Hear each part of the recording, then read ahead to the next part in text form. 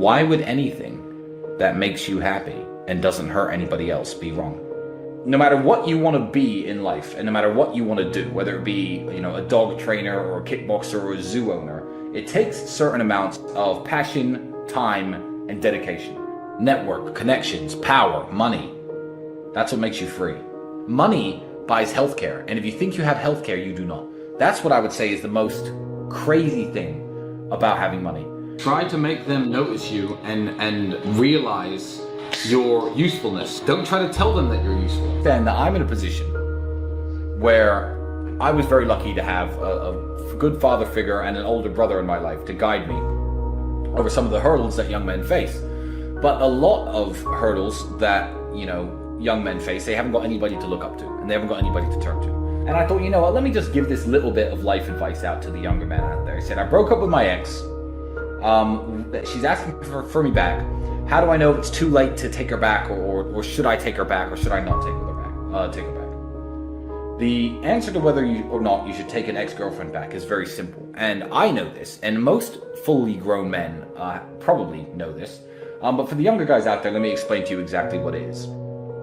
If she has had another boyfriend or another sexual partner or another relationship since the breakup, it is too late to take her back. It is over at that point. Because no matter what happens in the relationship, no matter if you get married, have kids, if you stay together for a very long time, because that all happened because it didn't work out with the guy who she was with after your breakup. So you are always going to be plan B. You're always going to be the fallback guy. You're always going to be the idiot that's always there. So if she's had a week or two and, hung out with her girlfriends and cried into her pillow, by all means take her back. The moment there's been another guy in the scene at all, she's only interested in taking you back and getting back with you because it didn't work out with him. So don't let yourself be played like that. Yeah, don't be second place to anybody.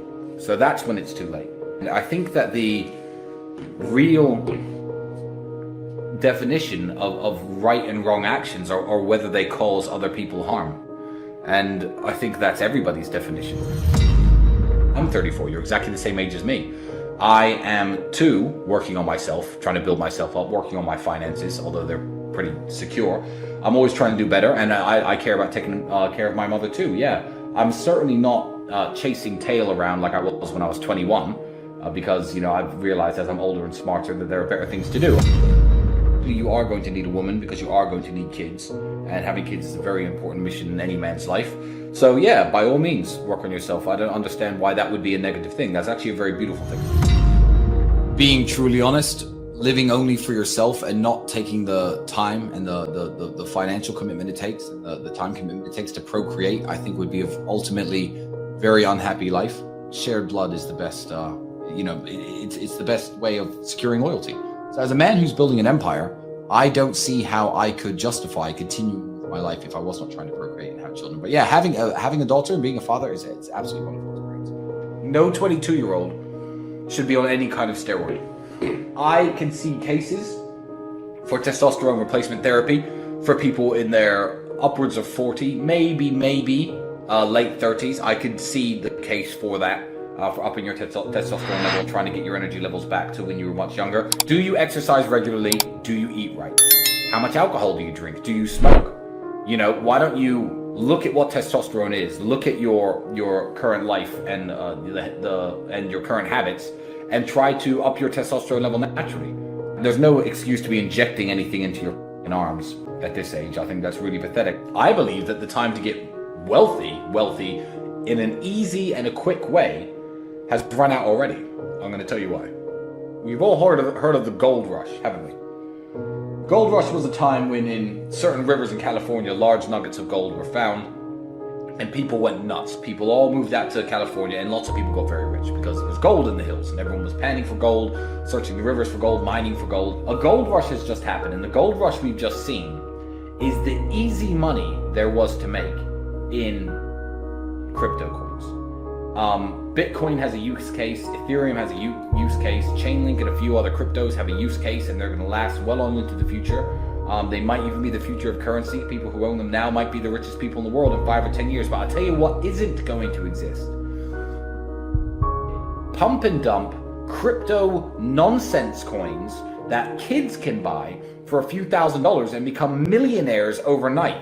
The time of easy money is over. The gold rush is over. There's no more easy money in the way there used to be. There's no way you're going to draw a little pixelated picture of a monkey or a banana or a pig or a ninja and sell it for $600,000 anymore. The NFT craze is over. That goes to show that the easy money days in crypto are completely over. So getting wealthy is possible. It's always been possible. And during the worst recessions in the world, people have made money. Getting rich, possible again, but it's going to take a lot more hard work than it's ever taken before. The days of the free money on the internet have ended absolutely. You eat McDonald's every day. You know not to do that. So you're trying to get into the specifics without covering the basics. You know what I mean? It's like when people care about fitness, is like, okay, what's the exact correct technique to lift this and lift that? People who don't train at all, just go running and do some push-ups. Everyone knows like the answers.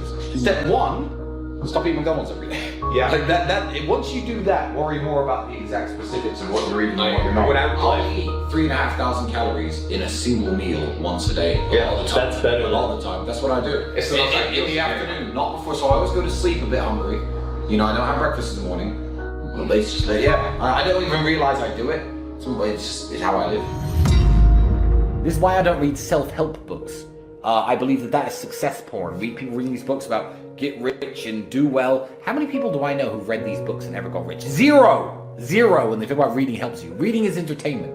So if you read the James Bond novels for entertainment, it's better than watching the James Bond movies. I believe that it's a higher form of entertainment than Netflix and TV, but it's essentially just Netflix for the brain. So, yeah, reading is a waste of time if you want to get rich, I agree. But there is one TV show which I'm going to talk about now. And we never talk about it on an Emergency Meeting Live because my brother has not seen this show. But I was at somebody's house about 4 years ago, and I watched episode 1 of a show which has 11 series to it. And it was so excellent that I watched all of it. Now, I believe this TV show to be an intellectual and cultural masterpiece. And it is the greatest show that has ever been broadcast on television. And I'm talking, of course, about the show Trailer Park Boys. The importance of brotherhood and friendship and sticking together is a massive underlying theme of the show. Also, the importance of enjoying your current circumstances. Keep working, keep hustling, keep grinding, try and get out, but enjoy yourself while you're at it. It's a show about perseverance. It's a show about trying to always better your situation. Besides that, TV's a waste of time. Especially the news.